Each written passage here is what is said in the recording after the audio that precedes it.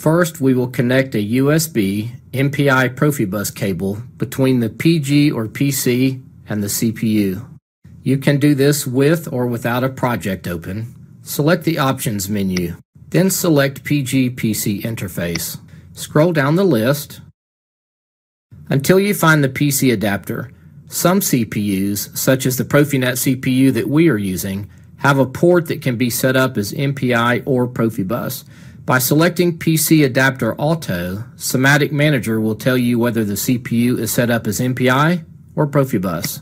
It's a good idea when selecting a PG-PC interface to look in the Properties window and see if there are any properties that need to be set or adjusted. The address here is the PG or PC's address, and it is set to 0. If we would like to change the PG or PC's address, do it here. Click OK. Click OK again. You will get a message telling you the interface has changed. Click OK. Now click the Accessible Nodes button. Simatic Manager will open a window and display whether or not you're communicating with the CPU, what the CPU's protocol is, and what the address is.